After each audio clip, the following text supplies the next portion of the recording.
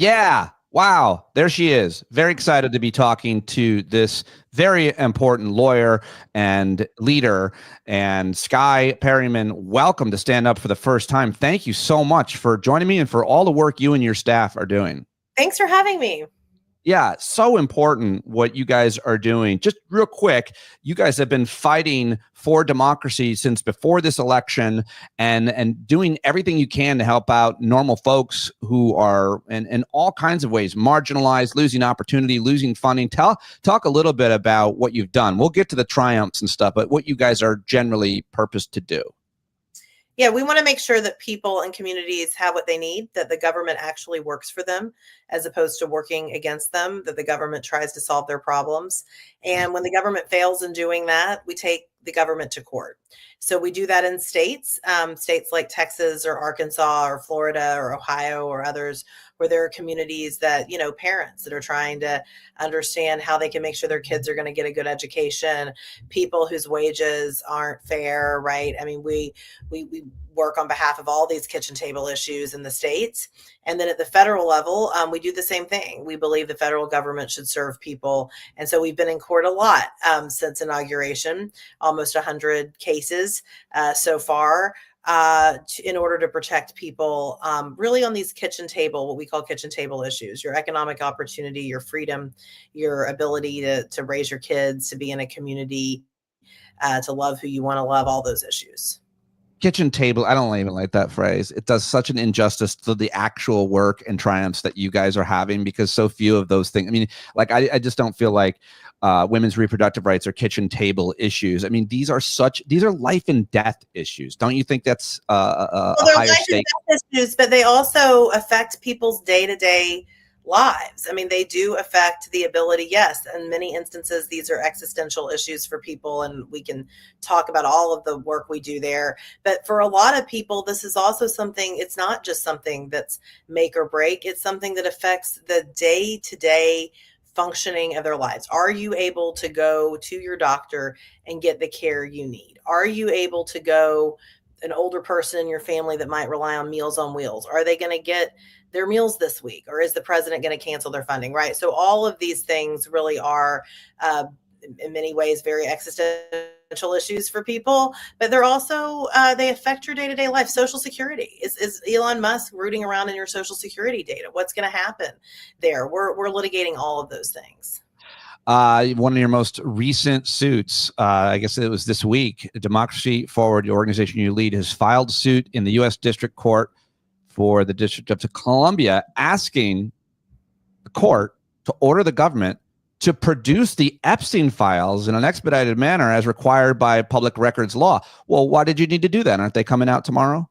Yeah, well, first of all, we actually asked the government to produce its communications, what the Department of Justice, the FBI, and the White House have all been talking about what's going on the cover up here, right? Why has this taken so long? If the president ran on a conspiracy theory, is all about the Epstein files. What's been going on? What types of conversations are happening? What is the cover up? That's one of the things the American people deserve to know and need to know. And so that's what our suit is doing. And the main thing we want individual people to know is you have a lot of rights still. The president can't take all of these rights away, and you do have the right to know what your government is up to. And because the government didn't respond to our request as they were supposed to, we're suing them, and we will force them to respond.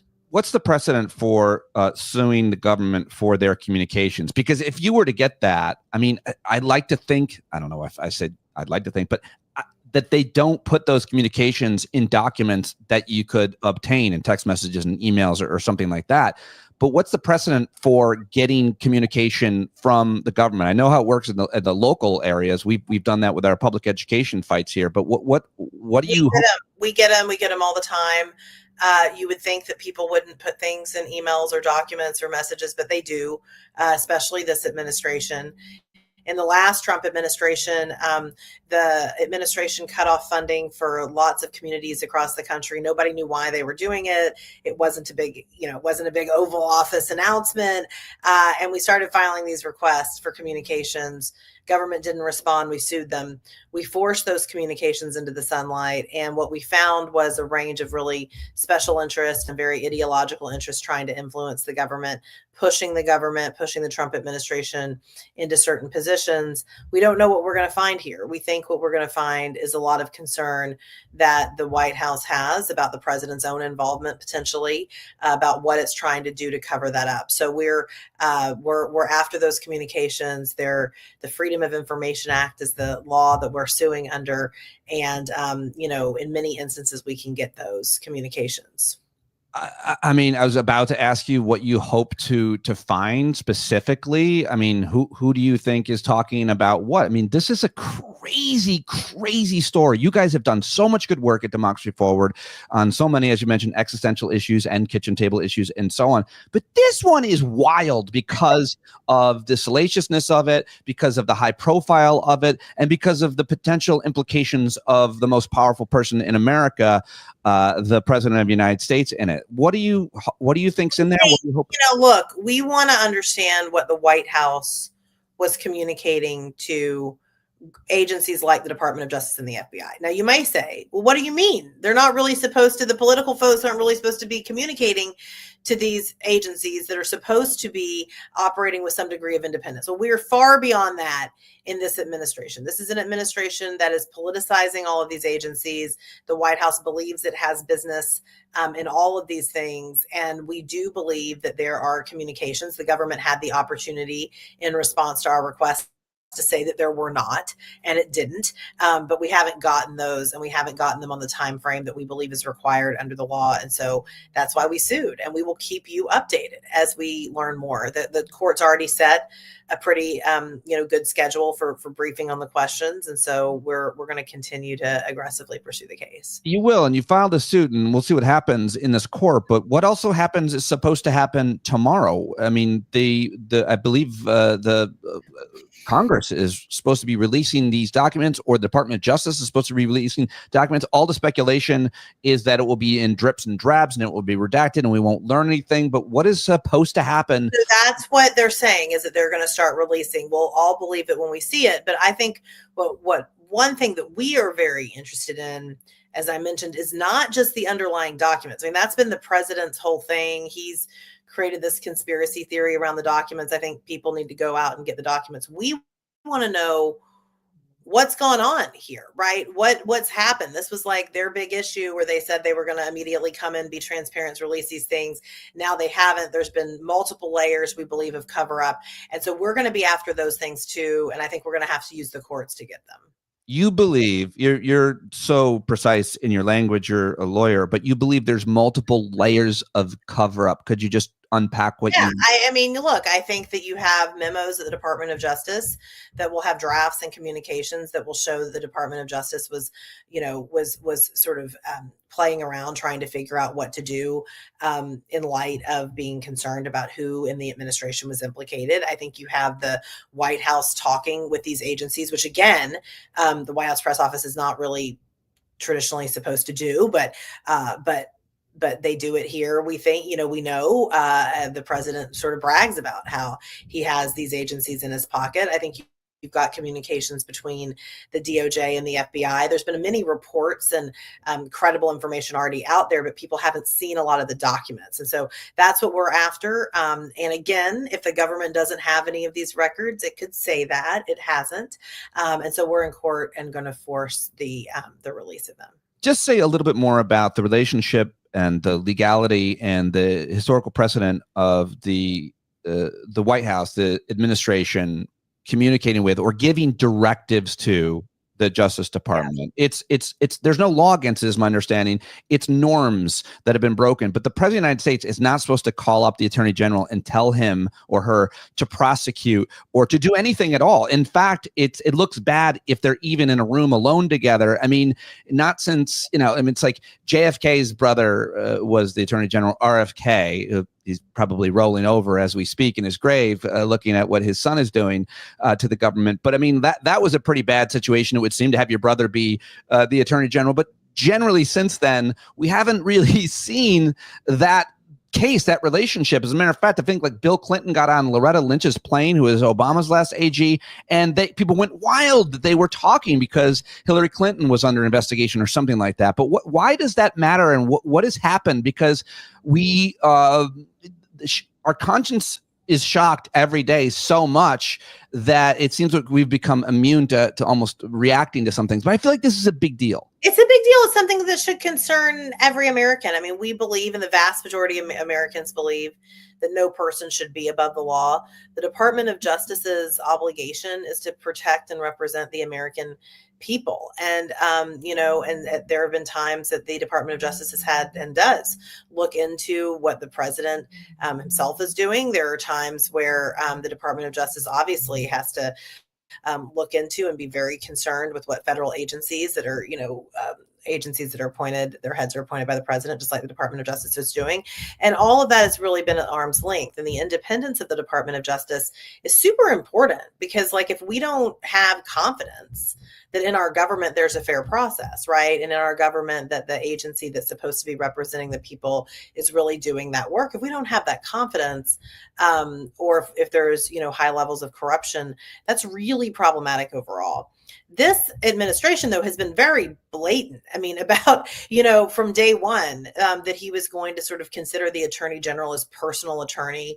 The president gave a speech in March in the Great Hall of the Department of Justice that was, highly politicized. You have 2/3. I mean, we're seeing reports 2/3 of the attorneys that have worked in that federal programs branch that defends the government, they've left, either been fired or left because this administration doesn't want people who sort of feel an obligation to the Constitution, who feel an obligation to the American people. They want people who feel a loyalty obligation to the president alone. And it's really inappropriate and concerning. And I think that's one of the reasons we filed this case. I mean, just to be clear, I think you're going to see that really on display with how the Department of Justice has been engaging with the White House with respect to the Epstein files. But we know that this is happening in a lot of other contexts too. There's a lot of different ways this could go with the court that you filed this case to get these Epstein files in. What are maybe the couple most likely outcomes?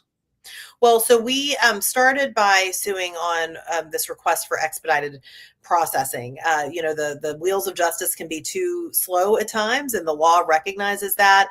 And when there are issues that have exceptional media interest or public interest, the law actually provides that the government has to quickly respond to these requests, which the government did not. You might ask, why is that? It's actually all about this trust, right? Like, if people are super concerned about what's going on and they can't get answers from their government, that's really concerning. So the first kind of piece of this case will be around expedited processing.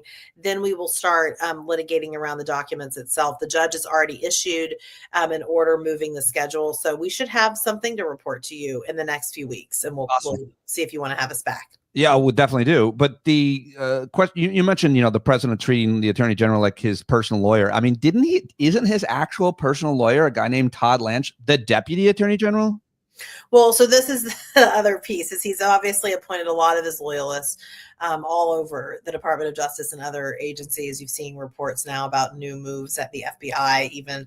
Yeah. And so, look, I don't have words for it. We don't have ways to make sense of it other than this is a president that largely has done what he said he was going to do. He said he was going to be a dictator on day one. He said he was going to govern sort of through this loyalty. And that's what we've seen. And it's really going to be up to the American people as everyone is waking up to this reality to push back. And that's one of the highlights of our work, which you and I were talking about before we went live. But we have seen in our work every day that the pushback can be very successful. We have stopped this administration in its tracks, almost every single week in significant ways that, of course, do not alleviate all the pain that people are feeling at this time, but that have alleviated a lot of hardship for many people. And that's the lesson, is we all have to do what we can do to push back. It's such a hard negative to prove, but your organization and others like it, Democracy Forward, things seem so bad every day, but things would be so much worse. Correct. Which is like not the most inspiring thing, but yes, it's true. Yes. I mean, I got to find ways or how to frame that, because it's not the most inspiring thing, but it matters so much, the work that you're doing and the triumph, the wins that you guys have had, because things could be a lot worse for a lot more people, for the environment, for everything. So just getting back to the Todd Blanche thing. So this guy goes in the Epstein thing and talks to Ghislaine Maxwell, who recruited and groomed and, tons of girls and dozens of, she's in prison for a long time, that he doesn't bring another prosecutor. First of all, that's unprecedented that someone of his level would do that. Second of all, he did it alone, which is real weird, for like hours. And then the conclusion seems to be she's now in a minimum security prison.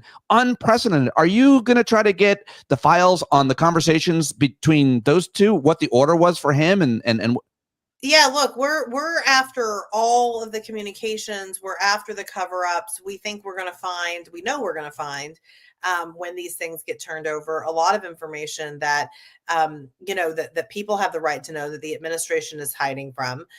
There are certain, exemptions. You'll see lawyers get on and debate about, well, can you really, you said you watched some of my interviews. Some of these lawyers are like, well, can you really get that? Can you really get this? I mean, the bottom line is this administration has claimed that it is the most transparent administration in history.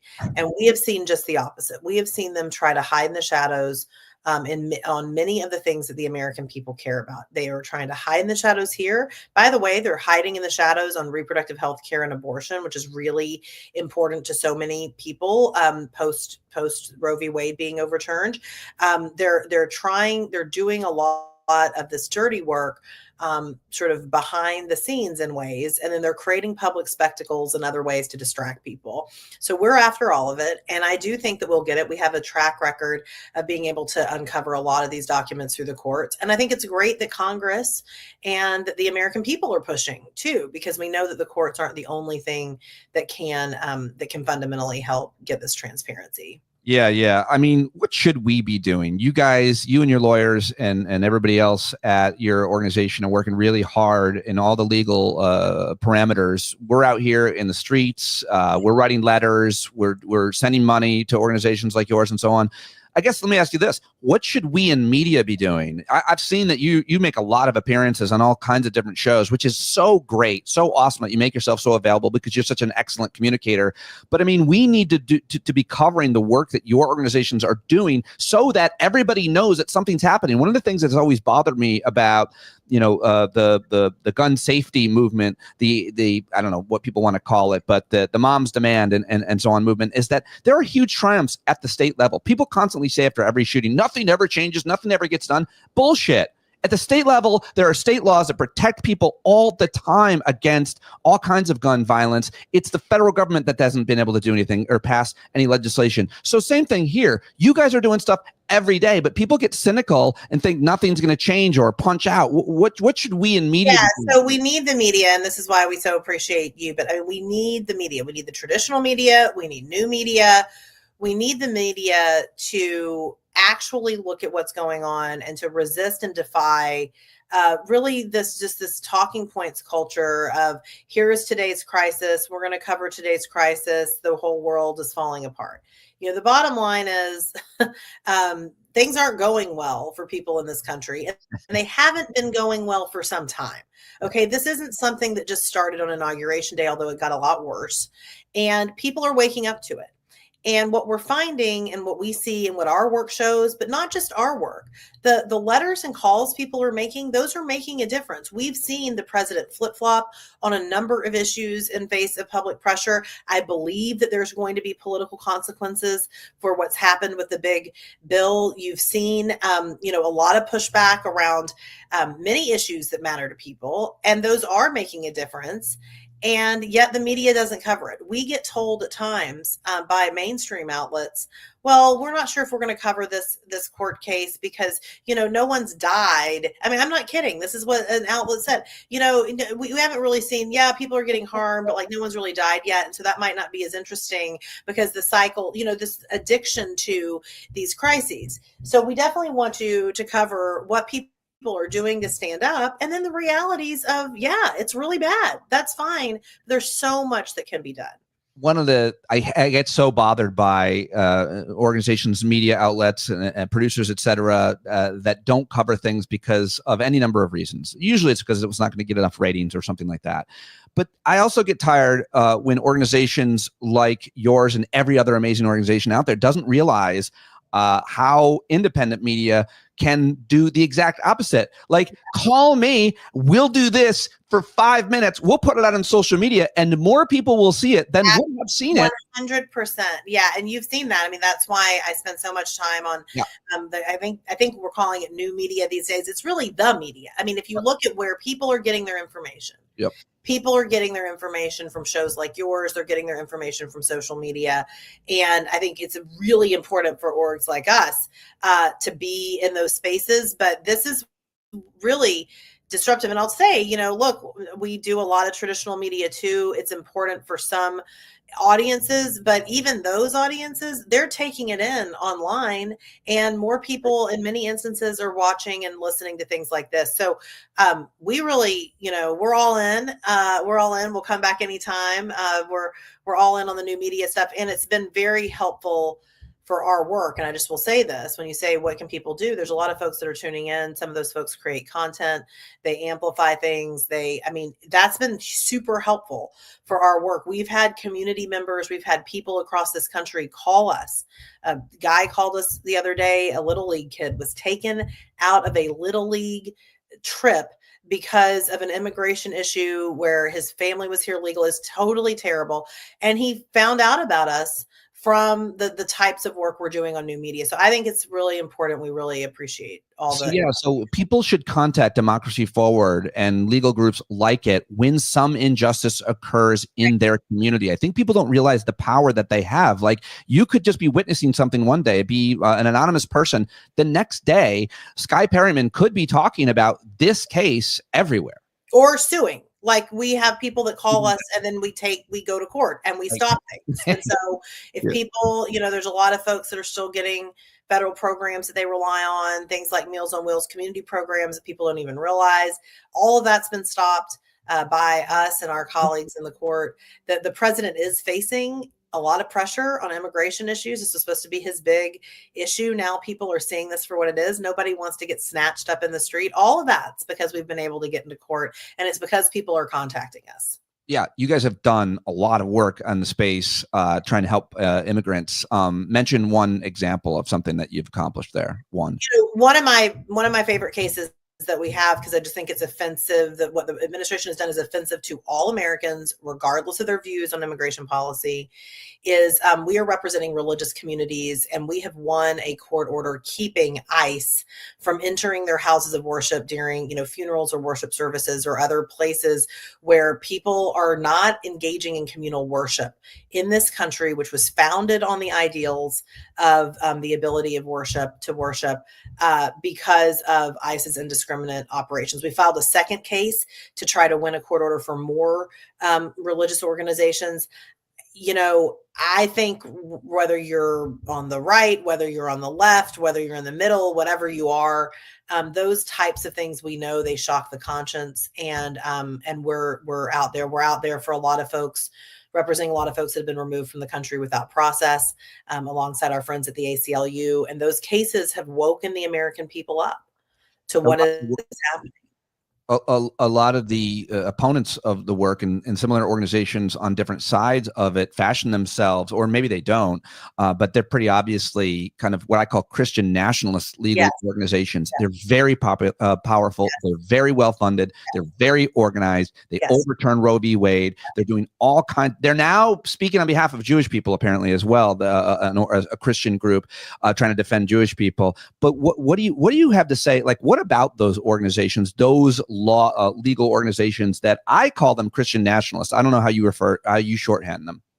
Yeah, look, I mean, you can call them Christian nationalists, you can call them religious fundamentalists or religious hardliners. These organizations are not about religious liberty, and they're not about the ability of every single person in this country. Every single person in this country has the right to believe as they choose, to live as they choose, right? They're not about that. They want to impose one rigid view on the rest of society. And that is un-American. It is unconstitutional. But they're highly funded. They're very organized. They seek to create culture war issues to make people believe that they are more divided than they really are. The vast majority of the American public has always supported as a legal matter the ability of people to obtain reproductive health care, contraception, abortion, what they need. Maybe people have different personal views about it, different views about what they would wish for themselves or their families. But as a legal matter, the majority of Americans understand freedom. These organizations have lost the plot. They've convinced people that there's this great polarization. They were so effective in it that after Dobbs, people were shocked. They were like shocked. What do you mean Kansas is rejecting a ballot initiative? What do you mean that Missouri is passing a ballot initiative in deep red Missouri? Yes, because we've always known that the American people believe this way. And so my ask for everybody, you said, what can media do, but what can people do, is to remember that on the issues, we are much more aligned than many of these groups, and including the White House, but also their allied groups, want us to believe, and to try to defy some of this culture war stuff, and to get out there and do real things, and talk to real people, be real people. And I know that we can defeat what's happening in our country if we do that together. What keeps you going, and how come, or are you afraid for yourself, your family? Well, I think that you can't have courage if you're not a little bit afraid. And at Democracy Forward, we and our team really pride ourselves on trying to model courage and to create community. But how I answer that question is to say, however afraid one may be of showing up into court against the president or speaking out in a time. I live in Washington, D.C. There's people occupying the city right now. That's where many of our team members live. Not all of them, but many of them. Some are in LA and have already faced this. Whatever that fear is, the cost of not acting in this moment is far worse and is far more scary and is far more costly, because these folks they're after it all. They don't want a free country where everybody can believe and live as they choose. They don't want people and communities in this country to thrive. And so whatever the cost of our work, however scary that may be, we can muster some courage, because it's a whole lot worse if we do nothing. And that's what we want all people to know. That's a great answer, as are all of your answers. Democracyforward.org. You can give them money. They're a nonprofit, of course, but the easiest thing that everybody can do is go join their mailing list. It might sound like you've been on a million mailing lists, but I say you don't care about democracy if you're not on the mailing list of Democracy Forward. How's that? That's great. We don't spam people. We don't spam you. And you can also get in touch with us. There's ways to email us through that if there's stuff that you want us to look at. Keep up the great work. It's so inspiring, you and all of your colleagues there. And I'm so grateful to have you joining me here. Thanks for having me. All right. Don't go anywhere. I'm going to end the live stream. Thanks for those of you who watch live. And I'll be back with Joy Reid at 11:30.